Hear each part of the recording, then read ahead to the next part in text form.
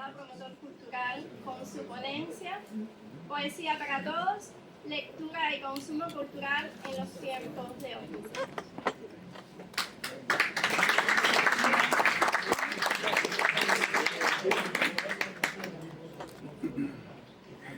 Aquí lo que te voy a hacer es lo mismo que hizo Reverón, ya coger esto.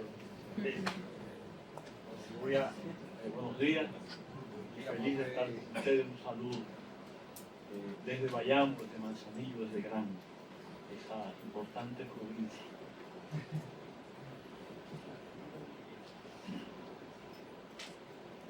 Cintio Vitier, quiero hablar partir de una cita de Cintio Vitier, que dice que uno de los trabajos que tenemos que hacer en favor de la patria es el reconocer el entrecruzamiento de la acción y la expresión en nuestra historia, sin esos rencorosos distingos que nos vinieron paradójicamente de la tesis europea del intelectual comprometido o no en lo explícito con la realidad social y la acción política.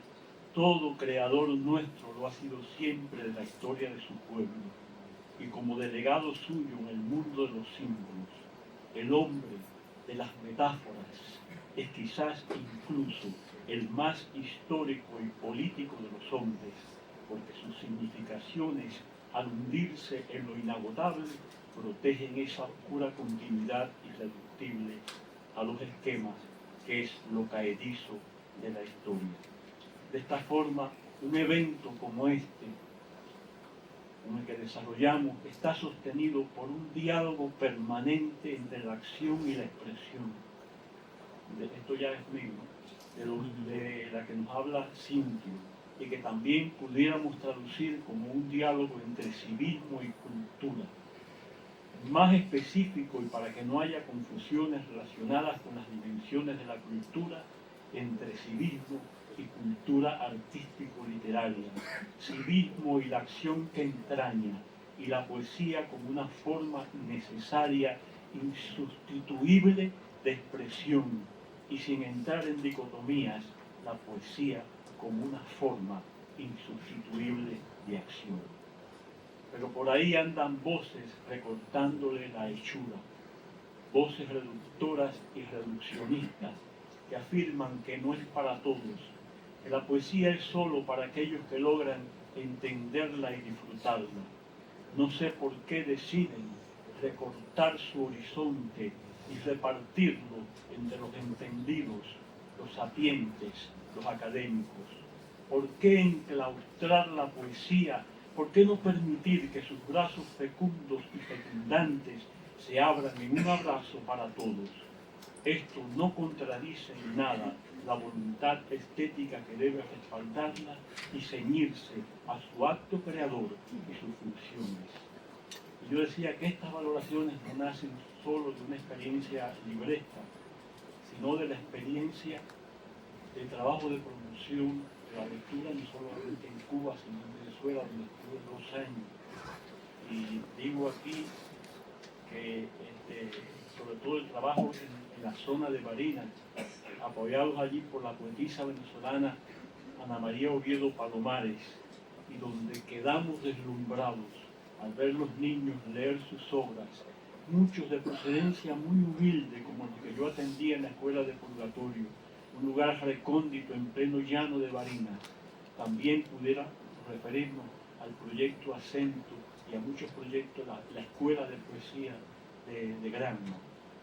Esto pone en evidencia de que la literatura y dentro de ella la poesía no se comporta solo como creación, sino como una institución social que puede llegar a tener una influencia decisiva no solo en el crecimiento espiritual de que la escribe, sino de todos aquellos que entran en contacto con la creación poética. Y aquí salto para no coger mucho tiempo.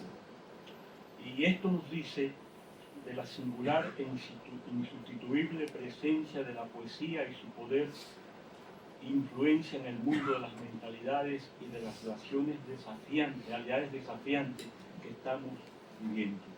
El contexto en que vivimos acrecienta la necesidad de la poesía y su compromiso transformador.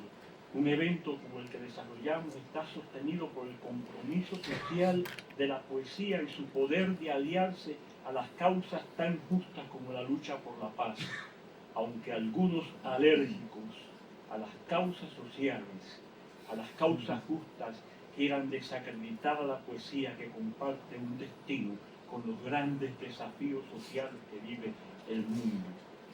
Y aquí yo citaba a Auquier y en ese sentido. Y aquí digo,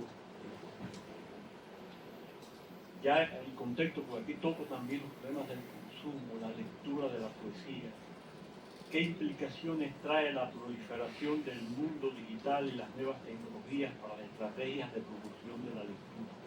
Creo que el mundo digital a nivel de la promoción todavía hay que pensar, todavía está como inédito. ¿Qué funciones la poesía pueden actuar como antídoto frente a la banalidad, a las distorsiones y aberraciones presentes en el consumo cultural de la promoción? Por otra parte, la poesía destrona fronteras. Recuerdo con emoción las jornadas poéticas que hemos estado realizando en Cuba y en muchos países para denunciar el genocidio del pueblo palestino, y donde tuvo un protagonismo muy especial el proyecto cultural Sur y sus múltiples convocatorias. En ese diálogo de enfrentamiento al crimen nos encontramos los poetas. Sentimos que compartíamos una causa común y fuimos uno y muchos. La poesía no fue solo expresión, sino que esa expresión devino en acción. Y para cerrar, pues no quiero realmente coger más tiempo del que me corresponde. Sí. Yo quiero cerrar mi intervención con las palabras que dije en la inauguración de la Escuela de Poesía de Viana. La poesía nos une, destrona frontera y nos humaniza. Ella sabe de sueños compartidos y de esperanzas. Ella se abigarra a nuestro ser como madreselva que viste el muro de rojos ladrillos y se enlaza con el árbol fecundo y la perfuma. La poesía puede abrir un amanecer y cerrar una noche, ser cántico junto a la cuna esperanzada o acompañar los días postreros. Ella fue canto de trabajo, luz del grano que debía nacer y danza del hombre alrededor del fuego para que el bisonte no huya, para que al bisonte no le nazcan alas y sea atrapable con el canto dispuesto de la flecha. La poesía no es solo la del verso besado por el ritmo, la de la caligrafía y los libros. Ella respira por un pulmón más amplio y queda atrapada en esos girasoles sedientos mientras el pintor cercena una de sus orejas y Andrés Gide se siente atrapado por la primavera que le despierta deseos castigables y por eso mismo se castiga al punto que quiere un látigo para su espalda de pecador. La poesía no solo vive en las academias y se hace en la voz de los poetas. Ella desanda las calles perdidas de nuestros pueblos y acompaña al arriero en su canto y al cuentero casi perdido de nuestras serranías, que desgranaba noche a noche el collar de las leyendas, donde un jibe psicodélico espera que la mulata de grupa poderosa entre en las aguas para asomar su coquiriza cabeza, para dejar desvelados a los niños que a la luz de un farol escuchan con la boca abierta esta historia. Pero la poesía, siempre atenta, ha tenido ojos para escrutar a la injusticia y descubrir el lado oscuro, su grisura, la uña lacerante y el látigo a veces revestido, camuflajeado por flores. La poesía auténtica no le abre puertas a la violencia, con su verdad y belleza la estigmatiza, la golpea con el gladiolo de su autenticidad y la desnuda. Es por eso que la violencia, la injusticia, la intolerancia de todo tipo, el fascismo han mordido a la poesía. En ocasiones la desgarraron con el más afilado diente, con mandíbulas de hierro la trituraron, con espadas de odio trataron de que su luz fuera cercenada, como lo hicieron con las manos de Víctor Jara, las manos que acompañaron aquella tonada prodigiosa de levántate y mira la montaña, de donde viene el viento, el sol y el agua, y Miguel Hernández, ese niño yuntero, Recibió en la cárcel la carta de su abrumada mujer, la que le decía que ella y su hijo solo comían pan y cebolla. La cebolla es escarcha, cerrada y pobre, escarcha de mis días y de mis noches. Y a Lorca, el Federico de la casada infiel y yerma, lo asesinaron un día cuando la luna, a la que tanto le había cantado, estaba en su esplendor. Lo mataron por poeta, por homosexual, y no le perdonaron la belleza de su canto, la justicia de su obra.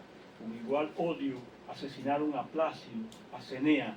Con el mismo malvado frenesí desaparecieron a los familiares de Juan Gelman, el poeta argentino en cuyo corazón todavía giraba la calicita.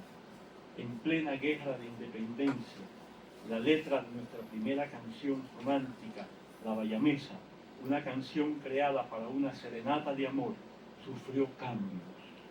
La canción original decía: ¿no recuerdas, gentil Bayamesa, que tú fuiste mi sol refulgente y risueño en tu lánguida frente, blando beso imprimí con ardor? Esa letra en la guerra, cuando se fue el éxodo después del incendio y todo eso, se trocó por ¿no recuerda, gentil Bayamesa, que Bayamo fue un sol refulgente, donde puso un cubano valiente con sus manos el pendón tricolor? En esa Bayamesa de guerra afloran, se hermanan, cultura artística y civismo, expresión poética y acción. Hombres que hicieron la poesía se alzaron en armas para conquistar nuestra independencia. De esa sangre numerosa venimos. Por esa sangre compartida, no lo olvidemos, estamos hoy aquí.